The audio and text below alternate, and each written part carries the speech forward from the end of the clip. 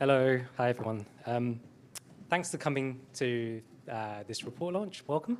I'm Amandeep Kelly. I work for Impact on Urban Health. We're a health foundation based in the borough.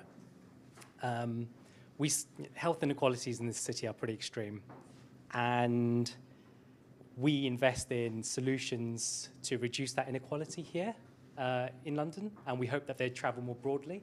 They're scalable solutions. And we were delighted to fund the production of this report because we see air pollution as a really strong determinant of health. It has a devastating effect on people's lives, and on the 70th anniversary of the Great Smog, it still affects thousands of people. It does rob people of years of their life.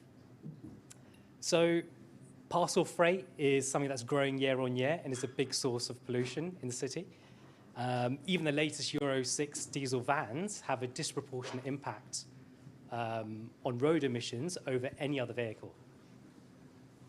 And at Christmas, this parcel freight grows and it's even worse. So this report really just starts the conversation about how retailers and delivery companies can work together to mitigate their own impact, and how, well, a reduction in vehicle van miles is good for everyone, and also how local authorities and shoppers can work together to improve local parcel infrastructure. So it's safe, convenient, and inclusive. So I don't have anything really else to say except for thank you to Millie, and I'm going to pass over to her. She was the lead researcher on this project.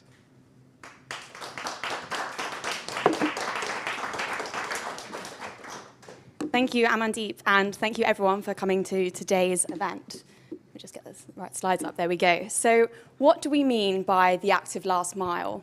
Why do we want to increase its uptake, and how do we go about getting there? These are the three questions that I'm hoping to really briefly answer for you guys in the next 5 minutes before we move on to the rest of today's events. So in this report, we've defined an active last mile as when the final stage of a parcel's delivery is undertaken by the customer themselves, collecting from an out-of-home delivery location and traveling there on foot or by bike, so by active travel. So why do we want to increase the uptake of this? Well, Amandeep's already hinted at some of the environmental benefits. In a nutshell, if we can get more deliveries going to out-of-home delivery points, we can reduce the total number of miles driven by vans to deliver the same number of parcels. And in so doing, this has great effects at reducing carbon emissions, air pollution, and congestion. But we also know that there are benefits for London's businesses and for Londoners themselves as well. So for London's businesses, increasing the use of out-of-home deliveries will help to drive additional spending in local stores. And actually, some recent research has also found that it can help to drive online conversion rates. But also for Londoners themselves, less vans on the streets means healthier, more active, and more walkable neighbourhoods for people to live in. But currently, it's estimated that out-of-home deliveries account for just between 5 to 17% of all parcel deliveries, and we think there's a lot of scope to increase this. But how do we actually go about doing that? So there's two sides to this story. On the one hand, we need to increase the number of people that are actually wanting to choose out-of-home deliveries. And on the other, we need to make sure that London has got the right infrastructure in the right places in order to support a growth in consumer demand and in order to maximise those environmental benefits. So in our focus group research, we found that many people weren't actually aware of all of the alternative delivery options available to them. And among those that were, they often saw little incentive to switch away from that perceived convenience of home deliveries. And more generally speaking, it's fair to say that among the wider population, most people simply aren't aware of the environmental impacts of the delivery part of their online shopping. So in this research, we partnered with the Behavioural Insights team to test a series of online checkout nudges. And without spoiling Jordan's presentation, which is coming next, the findings were really promising. So in our report, alongside recommending the adoption and further testing of these nudges, we've also set out some suggestions of how we can raise that broader consumer awareness even before the point of purchase. But in order to support this increased consumer demand, we also need to make sure the right infrastructure is in place. So on the screens behind me, you can see a map of Southwark, which is the borough that we're currently in. with all the pickup points marked with 250-metre sort of radius circles marked around them. Now, these pickup points include parcel shops, convenience stores, parcel lockers. But what it doesn't tell us is if they're single or multi-carrier. So actually, the nearest point on this map might not be the one that you're able to collect your specific parcel from. But what this map does show us is that in high streets and other commercial areas, there's already quite a good supply of parcel pickup points. Where the gaps are in those residential areas. This is kind of intuitive for parcel shops. I mean, shops are where shops are. They don't suddenly spring up out of nowhere. But there's no reason for this to have to be the case for parcel lockers. And we see them as well equipped to help to fill some of these gaps in the network. So we think that we need to increase the number of parcel lockers and also pickup points more broadly. But in order for that to be successful and to work best, there's a few things that need to happen. So firstly, we need to be locating parcel lockers strategically, as opposed to being driven by the availability of land, which is the way it's often currently done. And this could be taking into account factors such as local demand, local air pollution, congestion, accessibility. And in the report, we set out some ways that the planning framework might be able to help us do this. And secondly, as pieces of street furniture, parcel lockers are currently very much driven by sort of practicality in their design. And we think there's some room to improve this. This doesn't have to be the case. So many other kinds of street furniture are also driven by purpose, but actually positively contribute to the public realm. So in the report, we've also set out some recommendations about how we might be able to rethink the way that parcel lockers sit on our streets. And finally, in order to maximize the benefits of out-of-home parcel collections, we're calling for greater collaboration within the parcel sector. There's several reasons why this is a good thing. From a customer point of view, you want a simple, easy-to-understand system where you can just go to your nearest point and know that you can get it there without getting confused. But also, understandably, local authorities don't want street clutter with banks and banks and banks of parcel lockers all next to each other from different providers. So in the report, we also set out what an open pilot of a completely open network might look like within a London borough. And I suspect this might be a bit of a topic of conversation in the panel that's going to follow. But you'll have to read the report to find out more. I hope this has piqued your interest, and I'll now hand over to Jordan from the Behavioural Insights team to tell you more. Thank you.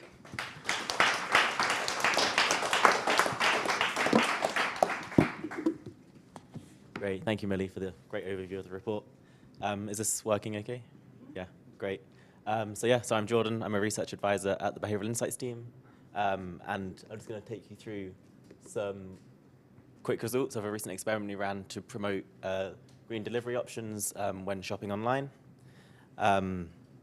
So we recruited an online sample of 3,200 Londoners to see if we could nudge people towards choosing the click and collect options when they're in their online checkout.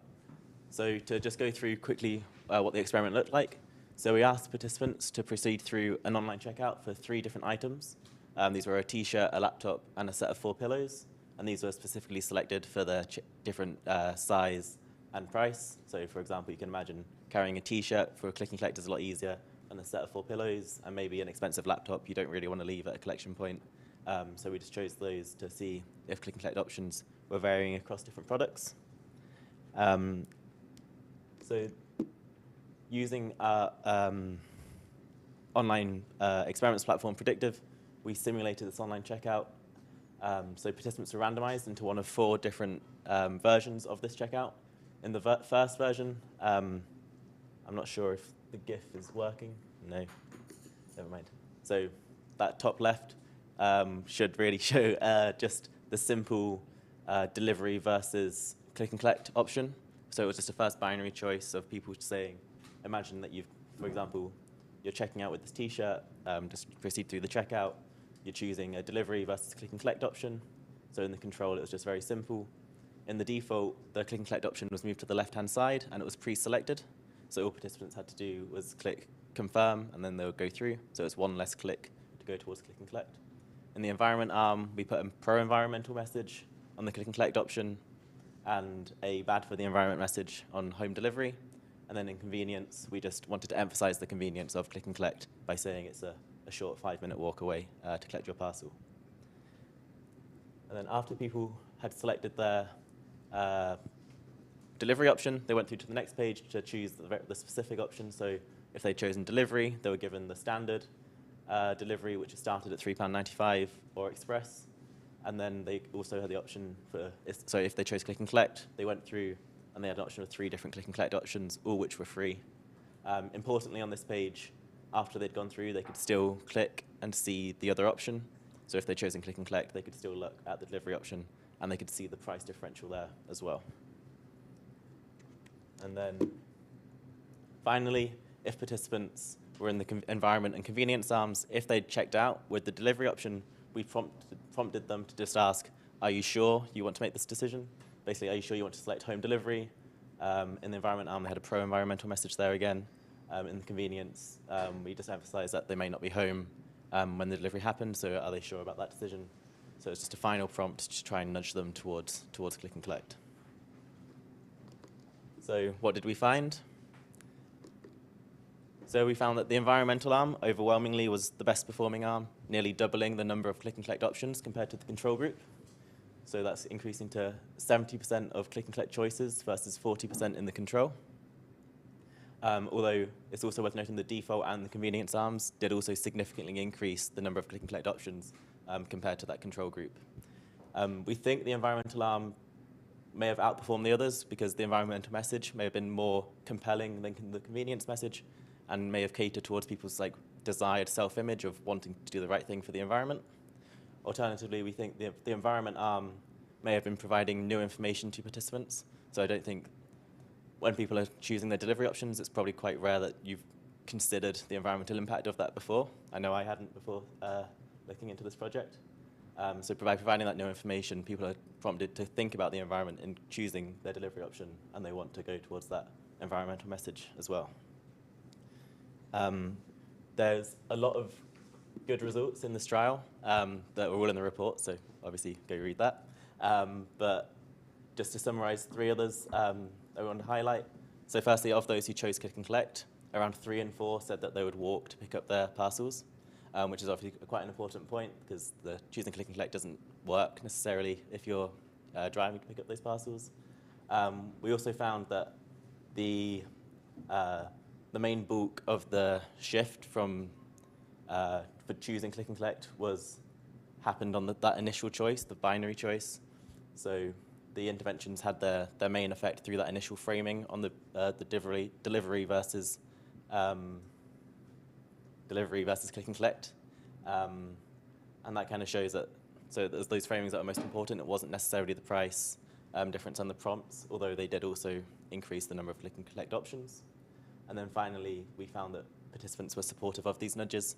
So 3 in 4 people, around 3 in 4 said that they thought the nudges were informative and that they should be implemented.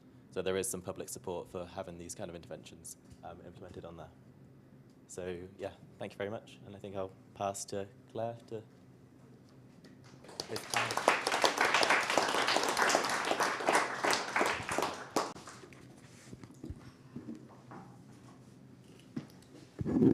Thank you so much, Millie and Jordan, for those fascinating presentations. And thank you to all of you for being here today. My name's Claire Harding. I'm the Research Director at Centre for London, and I'll be your chair for, I'm going to say today, but it's quite dark, so let's say tonight's event on enhancing click and collect in London. We have a fantastic panel coming up, so I will try to say as little as possible before we get to speaking to all of them, but just really do want to say a huge thank you to Amandeep and his team at Impact on Urban Health, both for sponsoring this research, we genuinely couldn't have done it without you, but also for being such an active partner in supporting us to do a piece of work that we hope really works. We're very bothered about Southwark. Our office is here as well for the people of Lambeth and Southwark. And also a huge thanks to Peabody for very kindly hosting us today in this absolutely lovely space. Bit of a relief for me when I got here to discover that the audience are facing this way and the panel are facing that way. It's rather a distracting view behind me. And we hope you'll be able to join us at the end for a bit of time with teas and coffees and very exciting 1980s Mr. Kipling fondant fantasies. For those of you who haven't seen those yet, we'll be finishing by 5:10, maybe a little bit earlier. So plenty of time for networking afterwards. If I could invite my brilliant panel up now, please, if you'd like to come and take your seats. Just to let you all know, we are streaming publicly today on Centre for London's YouTube channel. So if you're watching us online, thank you for joining us. We're delighted to have you with us, and there'll also be an opportunity to watch back afterwards if for some reason you feel the need to watch this twice, or possibly more plausibly if one of your colleagues would also like to watch this event. We will have questions at the end of the panel, so please hold your burning questions after we've had the panel discussion. We will have an opportunity to ask those, and I'm afraid we won't be taking online questions today, but if you are watching on YouTube, you're more than welcome to participate in that conversation on Twitter using the hashtag #ActiveLastMile. I know there's already been quite a lot going on that hashtag today. So we've got an absolutely fantastic panel for you today joining us this afternoon, and quite unusually for us at Centre for London, everybody on the panel today has been part of our advisory group for this project, so they've been with us since the very start and involved in the kind of the really hard yards of setting recommendations that actually work. So we're very grateful to all of them, both for their presence today and for that contribution to our research. I think this is a good piece of work because of the people who've been involved with it, so we're really grateful for all of your input. Firstly, on my far left, I'd like to introduce Alan Barry, the co-chair of Delivering London and the chair of Stamp Free. On my right, we have Debbie Moffat, the head of business development for Pudo at the post office. Thank you for coming. And lastly, on my left, we have Stephen Wilding, the head of green recovery at the London Borough of Hounslow. So it's great to have you all with us. And I think those presentations from Millie and Jordan could only scratch the surface of what is such a kind of complex topic about both the supply side and the demand side of parcel delivery. Millie didn't say, but she drew those pictures, by the way, of what lockers might look like. But if you'd like to have a better look at those, they are all in the report. So today we're going to be talking in general about what it takes to make this stuff work better. It feels that this is not one of those, it's not one of those questions where we're having a really big argument about what it is that we want. Everybody wants fewer vans on the streets in London. Everybody wants less pollution. Everybody wants less carbon emissions. So the question, I guess, is how can the parcel sector and online retailers and policymakers really work together to make that happen? And what does the infrastructure, it's a word we really like at think tanks, what does the infrastructure look like to make that work? So I'm going to ask for contributions from each of our panellists, then depending on time, I'll ask a few general questions and then we'll open up to the audience. So Alan first, you do really interesting work at Delivering London and Stamp Free, and I was wondering from your work if you could tell us what the specific opportunities and challenges are here in London. We always like to think of London as special. What's special about London, and what are the issues we face here? And secondly, one of the really big challenges we've come up with in this report, Millie alluded to it, is the issue of a carrier agnostic network where different delivery companies can use the same pickup points. And what are some of the challenges to doing that, and how can we overcome them? Thank you. Okay, thanks, Claire. Hello, everybody.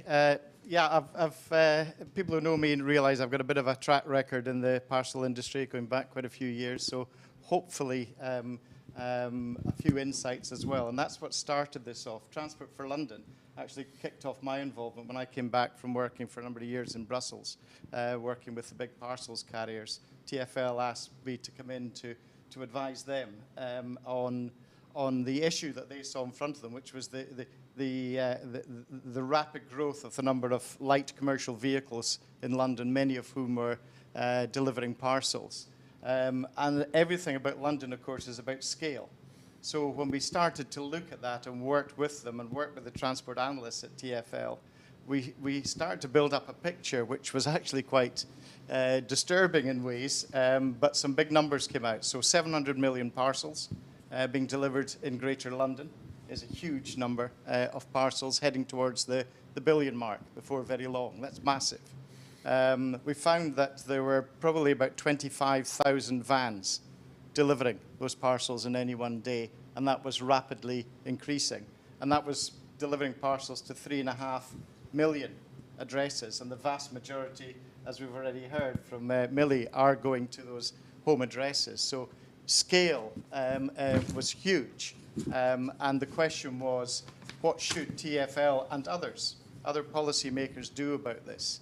And that was the initial challenge. Do you regulate the industry? Or do you collaborate with the industry as the two extremes, if you like, to deal with that? And that kicked off the work initially. So the challenge is about scale. It's about rapid growth, and it's about then providing a viable alternative. What are the viable alternatives to home delivery? And the big discussion we had initially with TfL was, well, the drivers here are environmental. From that point of view, the impact is an environmental one, as much congestion as pollution. But in looking at that, you're not going to change behaviours of consumers unless you've got an alternative for them that they choose to adopt. And that's really was the starting point of all of this. Is it's all theoretical, it's all conceptual, unless you actually build that alternative. So perhaps that's as an introduction to the problem, if you like. That's the starting point. 700 million parcels to 3.5 million places, all going out in vans, chasing each other around the streets of London. What's going to shift that? And are we going to Can you move your microphone a little closer to your mouth? Thank you. Are we going to tinker with this, or is it going to be significant? Super, thank you. And you mentioned that you'd come from Brussels to doing this work. Do you think there's a big difference between where London is on these issues and where other European cities are? We know there are some cities which have much, much higher rates of click and collect. Yeah, the UK is behind, significantly behind other countries. So a good example is Belgium, where I lived for 6 years. bpost, the national operator, the Royal Mail of that area, has been working with local authorities in 2 cities to set up a full test in Mechelen and in Leuven in Belgium, which have been fascinating. So they've actually set up fully electrified transport, pick-up points, including lockers and shops, etc. And then a big communication campaign on the behavioural change with the local people. And it's had a quite dramatic effect. Wonderfully, just looking at the results last week, 87% of people who have moved from home delivery to pickup either walked or cycled to collect their parcels. So that fits in rather nicely with the assumptions you're making in your report. So that's a really good example. But if I look at the Scandinavians, the Danes are planning to set up 10,000 locations in a country the population of Scotland, 10,000 locker locations. They've just put in the first 1,000 in Norway and committed to the next 2,000 in Norway, similar population. Finland is very much a locker country. The Baltic countries are racing ahead, are leaders. Poland, France, Germany, the Dutch are all pushing ahead in this area. So the UK is actually coming from behind. Sounds like we've got some catching up to do then. I'm going to pass to Debbie now to tell us about some of the work that you've been doing at the post office on opening up your network to other carriers. So we began about a year ago, and we have started to open our network, which is very well established and has high recognition levels. And our aim is to open the network in an agnostic way to whoever will partner with us to enable them to offer their customers, essentially, to collect from our post office branches. Primarily, we are in dialogues with the carriers, so we're working very closely and collaborating with those carriers to make it work. And so far, the indication is that the public and the consumers are really enjoying it, and the take-up has been very encouraging, and we are seeing increased footfall through our branches, and this is translating into a boost, an economic boost for our postmasters, which is great. So we see it as a win-win all round, really. That's fantastic, thank you. And yeah, I think that point about increased footfall leading to increased spending seems to be something that we see quite consistently, it seems, across the sector. You mentioned that you work directly with carriers mostly, and I wondered if you could say a bit about what's driving them to use your services at the post office. You know, is it that the consumers are sitting on them and saying, we want this? Is it about missed deliveries? Is it about the retailers that they work with? I think, to be honest, it's a blend of all three of those things. So what we do see amongst the consumers is there is an increased awareness of the environmental question, not across the board, but in specific demographics there is. So particular age groups, particular social groups, so on and so forth. There is a push and an awareness for a kind of greener option. That is translating into a requirement from the retailers of their carriers, and all of the retailers are kind of expecting their carrier, if not so much driving the environmental message vis-a-vis places to collect, but definitely in terms of trying to make the end-to-end journey as carbon neutral as possible, and the collection option provides a way of delivering that for the carriers as well. So we see the consumer is providing a little bit of a push because of their demand. The retailers are then trying to push that down into the carriers, so they're trying to put that down and embed it within the chain. And for the carriers, there is definitely an efficiency element in terms of the PUDO, so pick up and drop off at post office or a shop, as there is with lockers too. That is very handy when basically margins in this sector are very, very tight. And I think we do have to be very mindful of that a lot of these carriers are under tremendous pressure. So, you know, it's an open market. It's very, very competitive. Margins on a parcel have gone down and down and down. So we are increasingly kind of competing. We're seeing the carriers competing after a smaller and smaller pie. But so we can help with that, which they can either share back up with the retailer or not.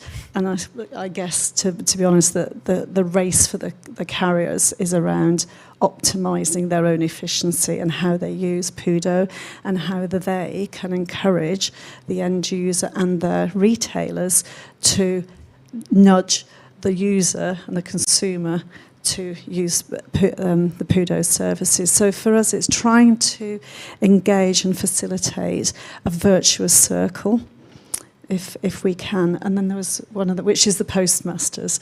So the postmasters, because we have a unique environment that we offer in terms of a pickup shop, because there's a whole range of other products and services that we can offer people. So that gives us a kind of unique sort of position within the marketplace, because people not only can pick up a tin of beans if they want to, but they can get their travel money. They can become aware that we can offer basic banking services, help with paying, you know, they can pay their bills and so on and so forth. So in terms of a destination, then we are very, very, very strongly positioned to become, you know, to be seen as a destination place where people would choose to go. And as well as that, I think particularly in London, that may well accelerate the going by foot. Yeah. People be prepared to walk there, because there's several things that you can do at once as well when you go to the post office. Thank you. Yeah, one of the phrases we keep coming back to through this work is, what do we mean by convenience? You know, is it convenient to have it dropped at your doorstep, or is it more convenient to kind of fit your parcel collection in with the rest of your life? And I think essentially the conclusion we came to is that convenience means different things to different people. To different people at different times with different things going on, which makes for a very complex system, but also one where there is quite a lot of scope to influence people's behaviour. And I think it's about it's a broad spectrum, and it's about having as broad an offer as you can. Yeah. It's horses for courses, as they say. Fantastic, thank you. I'm going to come to Stephen now for a local authority perspective. A lot of as always at Centre for London, we like talking about local authorities and we like talking to them. And a lot of the recommendations in this report are about how local authorities can work with parcel delivery companies, with residents to get a network that works for people. So Stephen, I wondered if you could start off by talking to us about some of your out-of-home pilot schemes in London and how that fits into the kind of the borough's overall agenda. Yeah, thank you. So we are in the advanced designing of our pilot, and we'll be looking at implementation going into 2023. We're doing that alongside a number of other boroughs. So in terms of impact and support, that's obviously a really good thing when you're not one borough head above the parapet, so to speak. You're taking this on with a number of other boroughs, and there's the collective learning and risk appetite there. In terms of challenges that we've had, so we started off with quite a high number of locations, and we worked with a lot of, basically put together a multidisciplinary team to look at those locations. And what we found is that what looks good on paper doesn't, and on the desktop, sometimes doesn't actually translate into an ideal location when you think about the numerous other interfaces that are going on in our public realm. And one of the other key challenges, aligning to something we'll come on to discuss more, I'm sure, is operating within the constraints of planning regulations as well. So, yeah, that's just some initial points. In terms of limited public engagement that we've done, actually, everyone's right here. People do want it. So the engagement has been broadly positive. Political support is there. So, yeah, it's just about trying to execute it, deliver a pilot which works, and then use that to scale up and do that in the right way. Thank you very much, and thank you for mentioning the planning issue of the strategic location of lockers. That map that Millie showed you just now with all the pickup points in Southwark, we went out and photographed some of them on our bikes and in walking trips during our lunch hours, and it's very noticeable that a lot of them are in fairly unattractive locations, often in petrol stations. Because that's where there's land available, despite the fact that we know from the data that Millie's just shown us, and indeed from the overall data we have on driving within inner London, that most people don't go to petrol stations in their local areas. They go to post offices or supermarkets or their children's school or church or mosque or whatever. What needs to change to help us get lockers into the places that they should be, rather than the places where there happens to be 4 square metres of land available? Yeah, good questions. I think there's a couple of points we can pick up. I think in terms of working with the other boroughs, scale is important, but in the delivery of that scale, we want to see consistency. So we've got to have that consistency of approach in delivery and the types of locations that we make available. I think there's work that can be done in terms of advocating over time, more kind of progressive planning policy and decisions. And I think we were talking about regulate. We will need more of that, but we can't go too robust on that whilst we don't have the suitable alternatives of infrastructure and the alternatives of infrastructure in the right place. And I think from a local authority perspective, that street clutter and public realm issue is key. So we need to try and make these things appealing to the public. And we need to push as much as possible to that carrier agnostic model, so that we're talking about strategic. Strategic means the right place, but it also means the right number for the location, right? So it's not strategic if it's the right place and there's 4 units in a square area where there could be 1. So that's kind of key one. And also, final point would be delivering these lockers complementary to the other schemes that local authorities have going on. So for us, with our pilot and the initial locations that we're looking at, we're considering as well where we're delivering low traffic neighbourhoods, where we're delivering school zones. So where we place that infrastructure can help facilitate these wider benefits. So yeah, that's probably enough for now. Thank you so much, Stephen. I think you just managed to mention all of Centre for London's favourite things to talk about in about 3 sentences. We really like talking about LTNs, school streets, parcel deliveries and planning. We're going to get on to audience Q&A shortly, so please do have a think about the questions you'd like to ask, but I'm going to use the privilege that I get as chair to ask one more question to the whole panel before we do that, and it's one that Stephen's just alluded to. We know that there are a lot of single-use, single-operator, both lockers and a smaller number, but still some, places where you can collect, stores where you can collect from.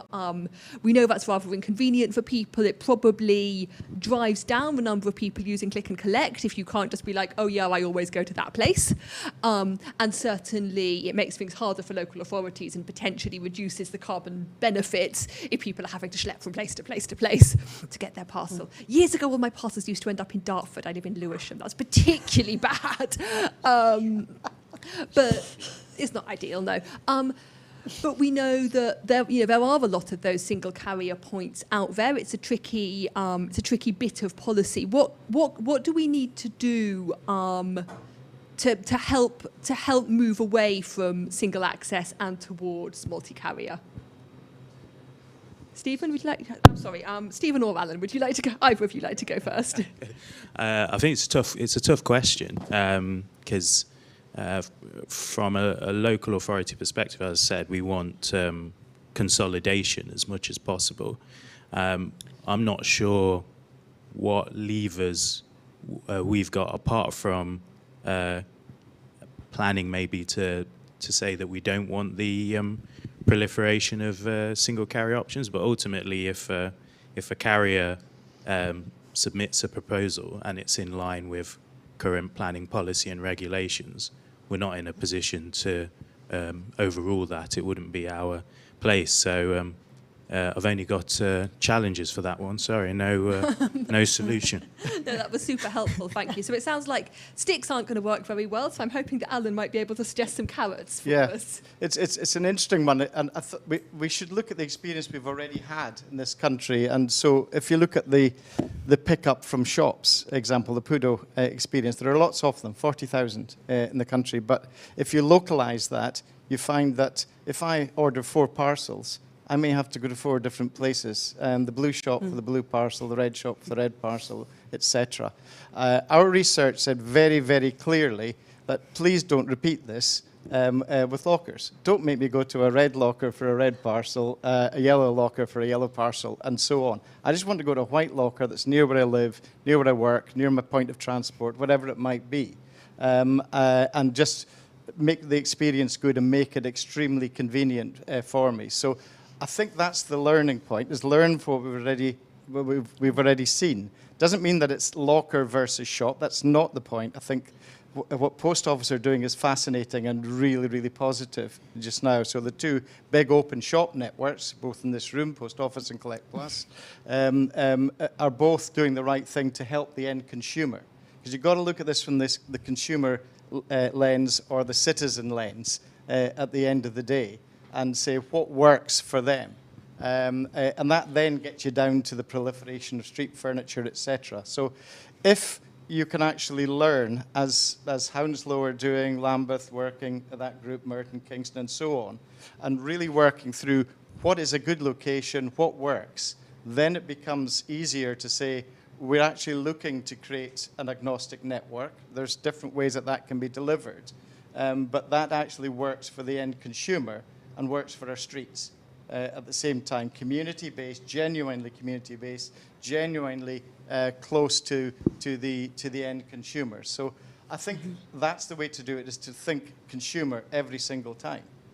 I think we just to add to that, I think we probably also, I suppose, need to sell the benefits to the carriers. So the research that we're doing showing that the end consumer likes this option and isn't going to be put off by it. And I think we've got some research, haven't we, showing that generally, if you get it right, this works out as a better option for the carriers, doesn't it? Because it's consolidating the amount of deliveries, so it's fewer deliveries, meet their CSR or environmental goals, and ultimately spend less money on deliveries. Thank you. Debbie, would you like to come in? Yeah, I entirely agree with what both panelists have said. I think in particular around the focus on the consumer, it's about the public, because they in the end are driving the demand that this is fulfillment, and we're about fulfilling that demand in terms of the carriers. I think it's about being clear to both, I think primarily it's the retailers, to say to them it's about offering that end point and that choice, and also, they may well have a role to play in nudging the consumer to be doing the right thing, and that can then translate into an imperative for the carriers. And the carriers are in competition with each other, and we have to acknowledge that, and it's that's how the world works. But that we can do something that says the end point is agnostic. Everybody has to bring to these points, wherever these points are, that's a neutral territory. And I think that the Post Office is we're beginning to do that, and we're seeing that it's working. And in the conversations we're having with carriers, there isn't much call for exclusivity. I mean, we've moved from being exclusive with Royal Mail.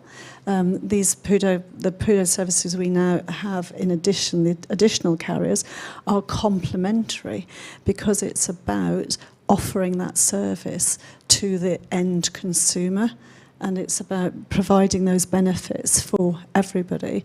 So I think it's just pushing the kind of competition and the imperative for the carriers to do whatever else they can to become more efficient and to differentiate themselves as providers for the retailer, pushing it up the value chain to a certain extent, or back in the chain.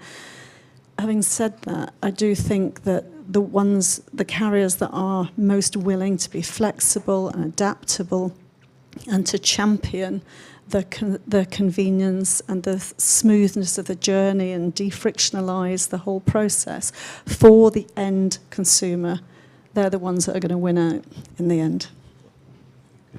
Please.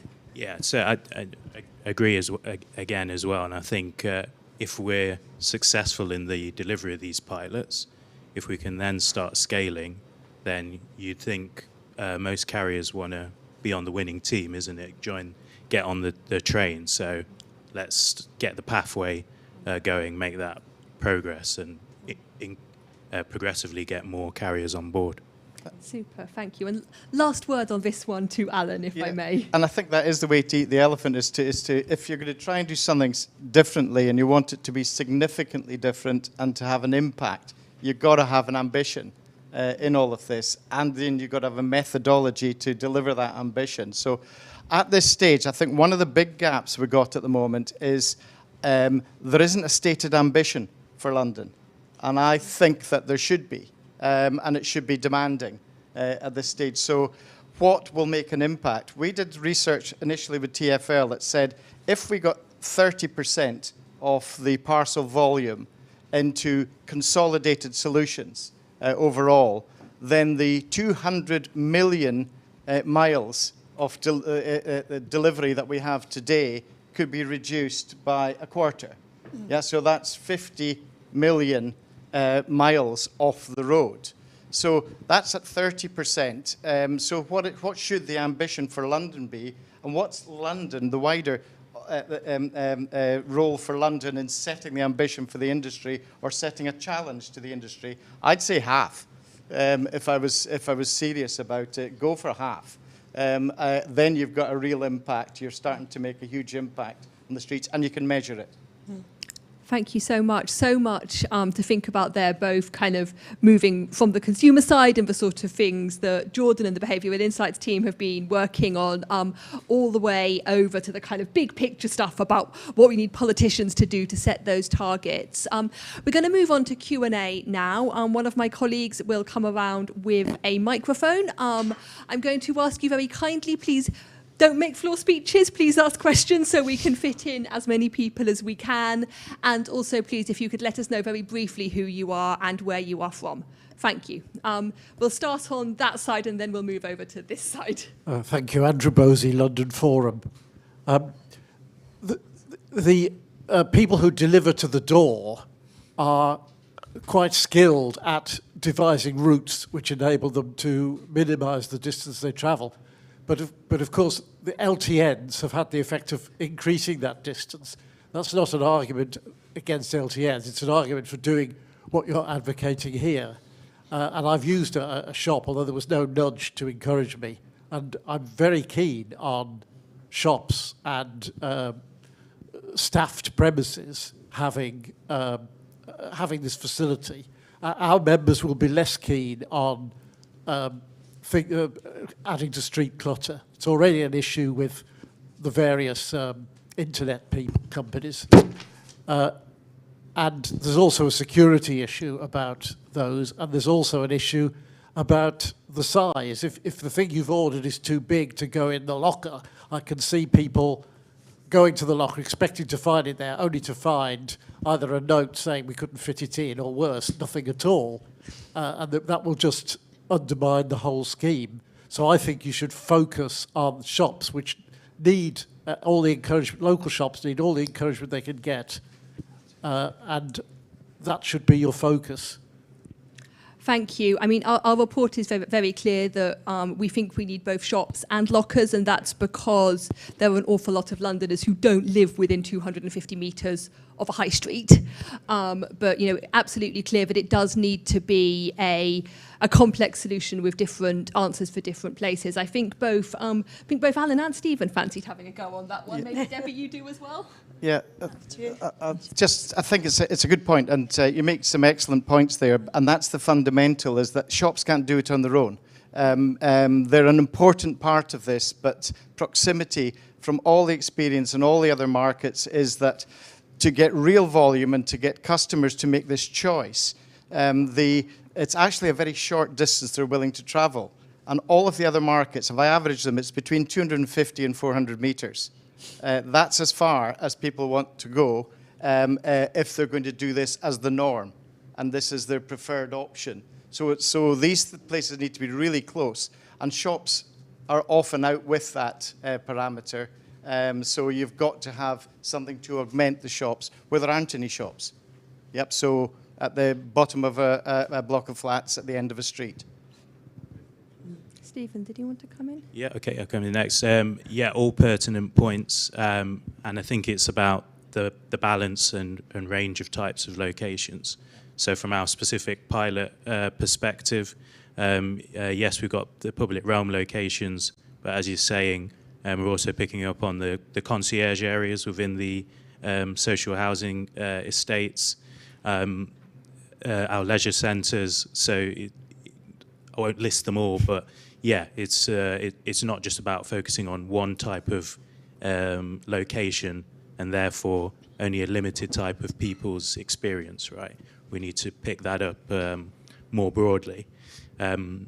And I did have one other point, but I think you'll come back to me. Let's go on to Debbie next. Well, I don't have anything else to add. I think I'd just reiterate what you've both said. Oh, yes, that was it. So you made a good point there around, different, maybe it doesn't work. So I think that customer experience journey is obviously critical, because we'll undermine any pilot if, Twitter, tried this new locker and all of that kind of stuff. So we do have a limited number of units either on the ground or soon to be on the ground, and we're effectively conducting quite robust closed-loop testing. So the carriers sending the parcels, all different types of scenarios to those units and going through that full delivery cycle. And I'm sure something will come up and there might be something which goes wrong, but we limit that risk by doing all that upfront testing. And when we come to rolling out this pilot, we'll have done a lot of that, so we're as de-risked as possible. But it's a good point. It needs to be, if you're going to go for that alternative option instead of to your home, it needs to be bang on, right?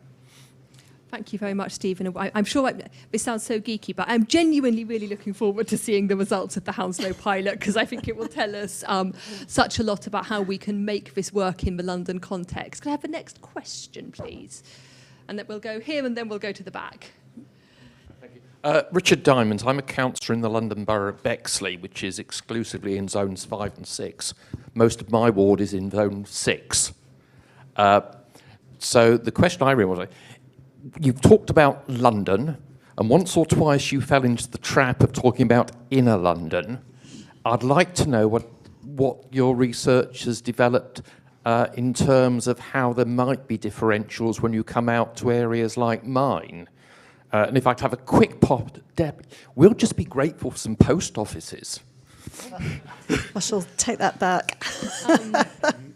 Thank you very much. I think we've been fairly explicit in the report that a lot of the focus is, as you say, on inner London, and that's partly because of that's impact on urban health's geographic remit. They work in Lambeth and Southwark, but it's also because we think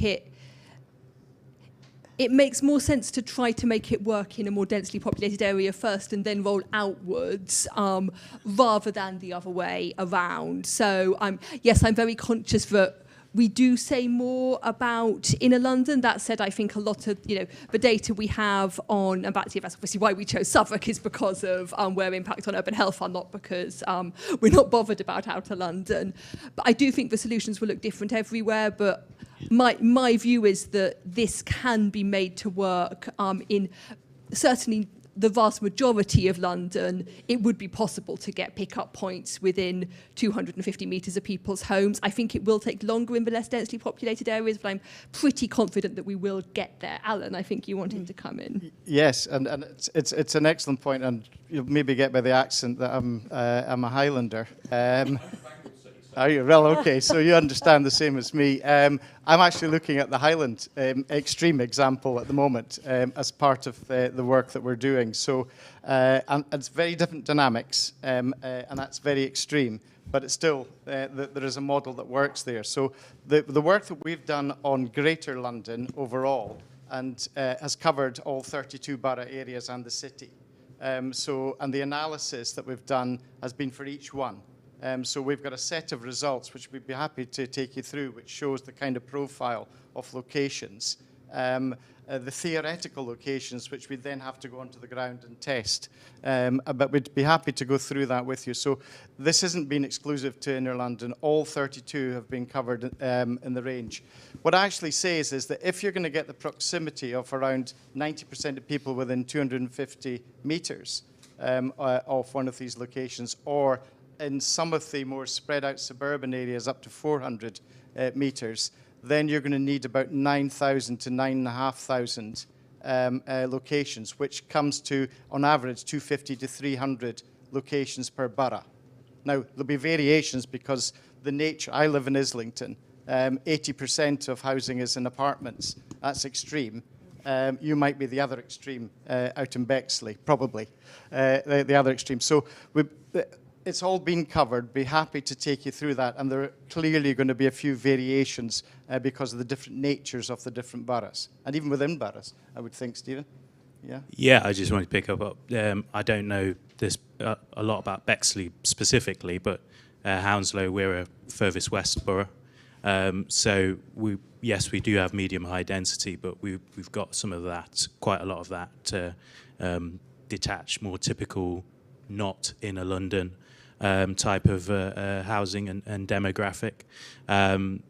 So yeah, we want it to work for the range of locations, and we want to be part of something that's having scalability and relevance, not just from a purely London-centric point of view. And I did give some, as you will know, I did give some feedback to that effect in terms of the development of the report that's being published. Yeah. Proof that we listen to our advisory groups. We really do. We're very grateful for all of your input. Debbie, would you like to respond on that? I don't have anything particular to add that other than, I think for the post office, where a post office situation is based on a whole host of factors, not least having applications from suitable postmasters to want to run a post office. But clearly we do keep our eye on the network, and we ensure every year, we do the best we can to make sure that the network stays at circa the same amount, roughly about 11,500 kind of outlets or service points. And currently, we've been successful in that. So actually, we're net up. I think it's 2 or 3 as of last year. It's positive change. There's quite a lot of churn as well, because obviously these are very dynamic businesses that are providing a whole host of services. So it isn't just the mails element as well. I think we have to remember that as well, that too. But we do look at our coverage, and because it's one of our key strengths, and particularly in mails, we try and encourage it, and we will look at areas where we think we've perhaps got a little bit of a dearth of coverage. So we will take that on board. But I was just also going to say, in terms of central London, I think it is where the need is most acute, because clearly the air, the quality of the air is, is becoming very, it's becoming very, well, it's an area of concern. And there's been some kind of pretty grim headlines associated with it too. So I think that's why we need to, you need to go where you can maximise the impact. One interesting thing that we picked up as well, Debbie, this is that a lot of people who perhaps live in the outer part of London but work in the inner part of London would choose to pick up an item on their way home. So it's important to actually think through the destination, if you like, locations, just as you would the inner city ones. Part of the problems that a lot of businesses had in central London was the proliferation of parcels being delivered to the workplace, because people didn't have an option. They're not in at home, so they get them put to their workplace, and that was causing an issue for a lot of people. So you actually hit that. The only way to really deal with that is to give them a genuine alternative near to where they live. So that's part of the dynamic that you're working with here as well. Yes. Yeah. Thank you very much. I'm sorely tempted to ask a bunch of questions about parcel delivery in the Highlands, an area that's close to my heart, but I think we'll save that for the Q&A afterwards. More further questions. I think the gentleman at the very far back has been very patient, so if we could pass the microphone. You've been very patient. Thank you. Sorry, I'm told that you were next. I'll come to you. Let's take both questions at once to make sure we answer both of them. Okay, I'll be really quick. I'm Ollie from the Clean Cities campaign. We're seeking to get rid of polluting vehicles in the city.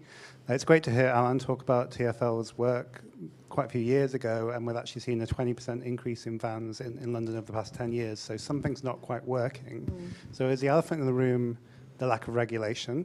We're actually picking up the pieces of deregulation, really, in a sense, through this. And actually, I'll mirror the comment from the gentleman earlier that we mustn't be seeing more infrastructure in the streets. So there's a great parallel now with electric vehicle charging points, where the industry is effectively externalizing the impact of its services onto the public sector. And I worry about local authorities now having even more pressure on them to deliver infrastructure on the street when it's not actually their responsibility, let's be honest. Thank you, Ollie. And I'm going to take the question at the back here as well. I'm so sorry. I've done these in the wrong order, and then we'll answer both at once. I'm sorry. Can I just ask a question about the behavioural insight one work first, which was, the presentation you said you were giving a choice between delivery to the home that costs something versus choosing a PUDO. Did you actually also do it neutral, so the same price for both? Because that, for me, that drives a lot of the behaviour about whether you choose a PUDO or not. If it costs the same to have it delivered to home, I'm going to pick home for a lot of people. Did you actually test that to see what the difference was in terms of nudging? We did test that. Okay. Well, thank you. Then my other question was, isn't one of the issues that when you go to a retailer website, only a few retailers start to give you the choice about PUDO in the interface? So if you go to Amazon, you get the choice about lockers and things like this. But a lot of retailers don't give you that option because they haven't decided the carrier, or they might use several different carriers. So you can't then choose a PUDO option at the point at which you're making the purchase. You might get the option later when the carrier emails you, but most people sort of ignore that and just wait for it to arrive at home. So is that not an issue, and how do we address that issue? That'll do. Thank you very much. So I'll come to Debbie first with these two. One about checkout process, such an important part of this. And as you say, that interface between the carrier and the retailer can be really complex. And also Ollie's points, if you'd like to address those as well, about van miles driven and street furniture burden on local authorities. Can I just start? Can I start with the retailers and the carriers? I think it's a very good point. I think the whole ambition to create a carrier agnostic network which lets as many carriers have access to a drop-off point, I think that's going to be the answer. And I think if we can get collaboration, obviously we are the post office, so we have 11,000 drop-off points. There are probably about 9 to 10 that are PUDO suitable. But if we can offer our services to every carrier that services all the retailers, and we would look at the major ones that represent the majority of the traffic, then we will do that, and that should help ameliorate that problem, because you're right, and I think that is a barrier. That is definitely a barrier that's inhibiting. The other barrier is the cost, because not all, some but not all of the retailers and the carriers will provide a PUDO option as free. So it's not always provided free, and that probably does dampen down the switch to PUDOs, as we've seen. I mean, it's growing, but undoubtedly, when push comes to shove, and I think it was acknowledged by the behavioural team that people's aspirations to how they would like to behave and how they do behave when it push comes to shove, it can quite often be that amount of money that can be problematic. So that will keep them say, well, actually I'll have the convenience of it being at home. And it'll be interesting, I think, to see how the cost of living crisis affects that, because there will also be there's also a balance between what the savings are for the carriers in terms of efficiency of the deliveries and the collection of returns and so on and so forth, and actually the benefit to the customer of making that saving. You know, because I think there are some savings and benefits that aren't necessarily being passed on. So it's about where the hit, the pain and the benefits are distributed across the chain, because I think the benefits are very, very clear, and it's about everybody, I think, taking their piece and having their responsibility for what is the right thing to do. You know, perhaps next day delivery becomes slightly more expensive because you offset some of the margin in terms of that's lost for PUDO. Who knows? That's the commercial things, but there are any number of levers around. And yes, we have a commercial model at the moment, but that doesn't mean to say that always has to be the case. Things are much more malleable. Thank you very much, Debbie. I'm going to come to Stephen and Alan in our 2 minutes remaining, so if you could be reasonably brief. I'll be quick. I'll just pick up one point.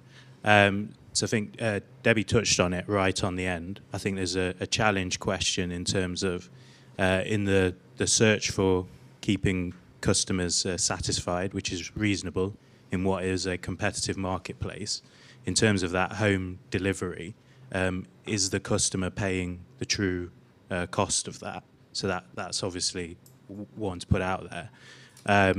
I think what we're seeing is, if you look at the return journey process, we are now seeing, aren't we, a lot of carriers where it was free before, now there's costs coming in. So I think there is a trend towards you if you're going to go for that, fine, we'd rather you didn't. If you are going to go for it, then there's a premium that you're going to pay for that. And just picking up on, I think it was Ollie's question in the corner there, I think you're right. Local authorities were under strain for obvious reasons we're not going to get into now. So yes, it's not our role necessarily to directly be going out and installing that infrastructure, and that's not what we're doing as part of the pilot. But we do have a responsibility as an enabler we've got power and influence to facilitate the infrastructure that's ultimately needed. For us, this is just one piece of the puzzle, isn't it? So it's part of a range of infrastructure to support those net zero objectives and deliver those wider co-benefits in terms of air quality outcomes, improved health, well-being, etc. I think it's the challenge. Logistics is my background, and the challenge is how to deliver considerably more parcels with considerably less vehicles and miles. That's what you're asking logistically to be done. So that really goes back to your question. And the only way to do that is to deliver to less places, to consolidate. So the question is, how do you consolidate, and how do you create an acceptable methodology? The look, the feel, the nature of places like that. And that's why it's important in the work that's done with the Hounslows of this world to actually work out what a good location is. So what is a good location? What is a wide enough street? What is a well-lit location, etc.? Which side of the street should this be on, and so on? What other things should it potentially relate to and co-locate with? Yeah, all of these things need to be thought through. And we're not the experts for that, but the local authorities are. They know their own streets better than anyone else. So what's an acceptable way to actually change this if you keep your eye on the prize? And the prize is considerably less miles in the street. So that's just one aspect of it, I think, that's worth considering at this point. Thank you very much. Thank you for those. I'm sorry to have to cut this off now. This always happens. Thank you for those. Thank you for the questions. I'm sorry to everybody whose question we didn't quite get to. And thank you to our fantastic panel for heroically answering all of them. Last but not least, a huge thanks to our team here at Centre for London and some former Centre for London people as well, without whom this report and today's event would absolutely not have happened. Huge amount of work goes into all of these things. Thank you again to Impact on Urban Health and to Peabody. Really enjoyed the opportunity to have a more in-depth conversation about this topic today, but of course there's loads that we haven't been able to cover, so please do have a look at the report and please do keep talking to us on that Twitter hashtag. Hope you enjoyed today's event. If you did, we've got lots more coming up in the new year. This is our last event of this year, so a sigh of relief for the events team. Doing lots of work on wider transport solutions for London, particularly outer London, planning conferences in the new year, and also planning quite a lot of work on housing. So if you'd like to talk to us more about any of those, please do get in touch. And in the meantime, I hope you'll be able to stay with us for a bit for a cup of tea and some refreshments, and we look forward to seeing you soon. Thank you.